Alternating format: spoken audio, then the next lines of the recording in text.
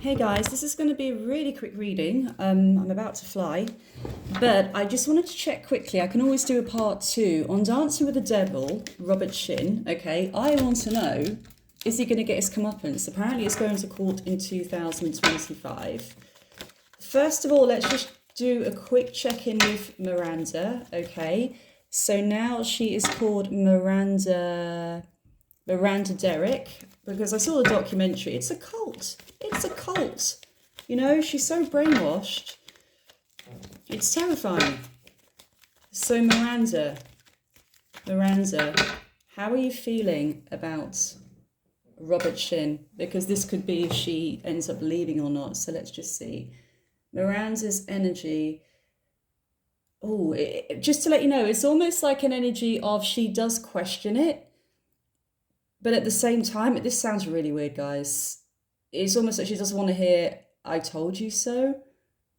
Like, to admit it, like one of the other dancers said this, it's like a sense of feeling ashamed and embarrassed, you know? So it's almost like you may hear from her that she's separated from him, but she's still not coming completely back into the family fold, if that makes sense. It's almost this sense of shame and embarrassment that she may start to, especially when this goes to court, move away from him. But I don't feel it's going to be suddenly like she just, goes completely the other way and runs back into her family's arms. There's a sense of humiliation here, shame, embarrassment, exactly what the other dancer said, exactly what the other dancer said. She's holding on tight right now. I'm hearing her own empowerment. So it's almost like she wants her own empowerment coming back in and to be independent more from this guy. But that still doesn't mean her running into the arms of her family or even him. I do feel she's questioning him, but doesn't want to admit defeat. I don't know how it'd be defeat leaving a cult, honestly, but there's something about admitting defeat. Doesn't want to admit defeat. Let's just see how she feels about Robert Shin. He's still trying to woo her. 1,000,000% he's still trying to woo her. She feels she has the strength to stay and overcome this currently. This is the strength card, meaning she knows, if anything, he needs her. He really needs her. Now, this is him coming out. This is almost like the romantic card when you try to woo somebody. This is him trying to woo her with money. Financial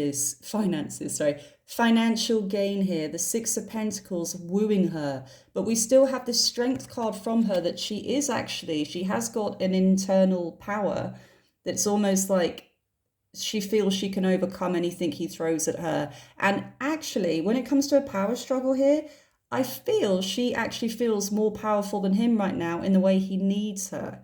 He needs her, especially after this Netflix documentary. I feel she has a bit more power about what she does and what she says, but she still is very much in the thick of it. And I feel it's because I'm hearing her new family, which for me would be the other dancers, the people involved in the cult are like her family now.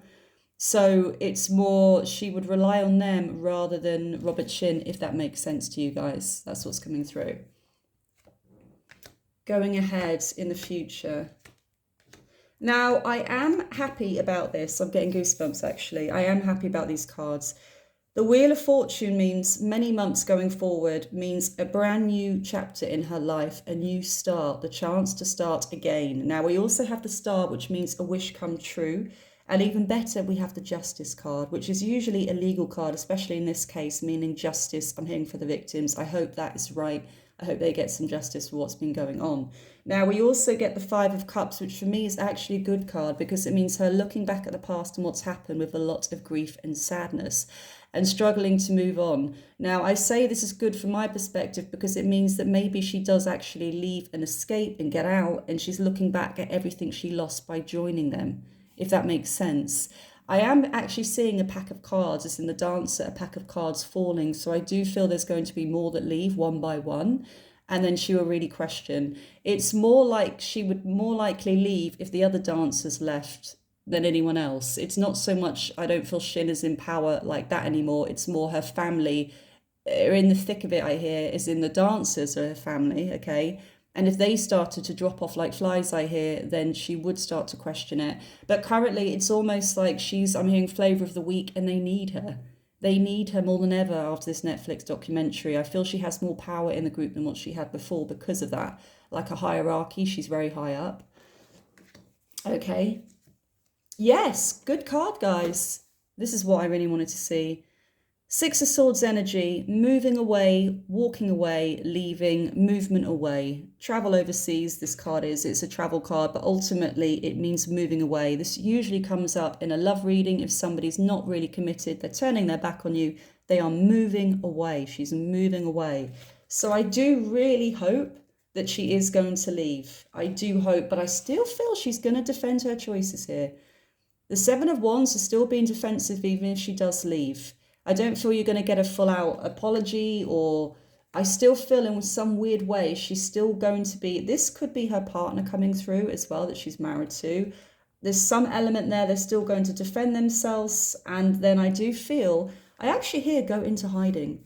So I do feel if they did leave, they would just disappear for a while or not want to really be seen and discuss all this, okay? Now let's just check Robert Shin quickly. Robert. Oh God, he's so creepy. So creepy. All the massage thing. Robert Shin. Let's see. What is going to happen with you? What is going to happen? Well, we have complete defiance immediately coming through. Complete defiance. He literally does think he's God. I know he's trying to say to everybody that they should be, praising God and spreading the word of God, but he actually thinks he's God. He literally does. I'm not even joking. I mean, you could all say we have the blood of Christ in us if you're religious, but he really does feel this is nuts. I'm getting higher percentage of blood, almost like he's holier than other people. Something to do with his blood or bloodline makes him holy, to do with Jesus and God. I'm deadly serious. There's something to do with percentage of blood here. He's nutty. Well, I hope that happens, guys, because that Ten of Swords there is usually a card of endings for him. Justice again. This could be good. This could be a complete breakdown of the cult coming up here. Ten of Swords, complete endings to do with the legalities card and justice. Justice being done and endings to what he knows so far. This could actually go arguments, battling it out. This could be, I feel, as well, going to court, the arguments, the fighting. I do hear two teams, so it's likely to be the team of some of the dancers that stay in his family against the other dancers that left. I'm seeing two teams and power play, Let's see. Now, I don't like the idea of the sun because hidden feelings and emotions coming forward, learning. Now, he may try and go down the route. When we have the sun and the moon, hidden feelings, emotions, learning, Three of Pentacles is learning new skills and changing, or trying to say he's changed. I feel what may happen is he's going to try and keep the church going, but say they've actually changed. I'm hearing changed formula, almost like when you make a cocktail, like a formula. It's almost like he's going to say, like a business, whenever anyone gets in trouble, like a CEO of a bank or whatever, saying, we can see what we did wrong here, but we are putting changes in place. This is what we've done so far to make sure this never happens again. It's almost like that sense here that he's going to try and say he has growth and he has understanding now and learning of everything that's happened and things have changed. But I still feel he's going to be in denial about the sexual aspect of it and the massages, and it's on their own terms, I sense. So he's going to try and blame it on them. But he is cocky. He is cocky as hell, this guy. He feels he has the strength to overcome it all. He also feels he can woo everybody with his word. White knight, he's seeing himself as a white knight, literally. He sees himself as a man of God, like he cannot lose here. There's a cockiness. The strength means he feels he can overcome anything thrown at him. I would even go as far as saying, obviously he's going to throw money at it. This is him being very wealthy, paying off other people, paying people's silence. Now, at first I wondered if he was going to try and pay off some of the jury or the judge. It wouldn't surprise me. But ultimately, I feel it could be buying people's silence. So the other dancers, for example, a final payoff or something. It could even get to the point where, I know they signed NDAs or something, I think, but where he says, you can leave and I will give you a final payment, but you can't testify. There is going to be some underhanded business there. But what you would expect from him would be maybe to apologise for things that have happened in the church, but ultimately saying it's changed, and he still wants to run it.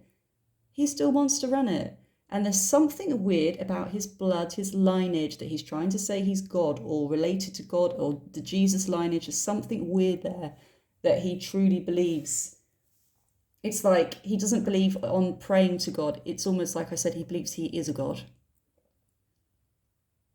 It's just insane to me, isn't it, how people like this get power, you know? And I feel a lot of people, I grew up in a religious family. I would say, you know, growing up, going to church, going to Sunday school, things like that. Not evangelist or anything along those lines, okay?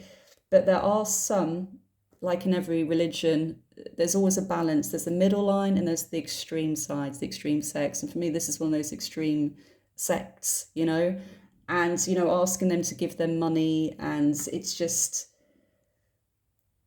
crazy people can get drawn into these things and how they can get hooked. And a lot of them, when you do see a lot of people, I've seen one or two by the way, it's because they haven't got control on their own life and they want someone else to control them. They like the idea of someone else controlling their life. They're putting their whole faith in them, not have to worry about their problems, to think about anything. God's going to save them. God will take control of everything. But then at the same time, you're not really taking ownership of your own life. You're not taking any accountability of your own problems if you're just putting them all over to God. You can't just say, okay, God, please give me a new job. I'm not going to do anything. I'm going to sit here. I'm not going to apply because I trust you will give me a job. You still need to put the work in. It's like that thing about the man. Remember the man that was at sea and he was drowning? And what was it? A lifeboat came along and he said, no, I don't need help, mate. I don't need help. God will save me. And then a rescue helicopter came along and said, dude, we'll help you. And he said, no, don't help me. God will save me. And he drowned. And when he asked God, why didn't you help me? He said, are you kidding me? I sent you a lifeboat. I sent you a helicopter. Do you see what I mean? It's okay to believe in God. I believe in God. I believe in Jesus. Okay, I believe in God completely. But the point is, you still have to put the inner work in as well. You can't put everything on him. He gives us the tools and we need to use it. And some of these sects, there's no tools. They just rely on one person to completely control their life. They don't want to take control of their life. It's hard. That's why it turns into cults. That's my belief anyway. Right. There's me preaching to you guys. How ironic is that? I'm off. Bye-bye.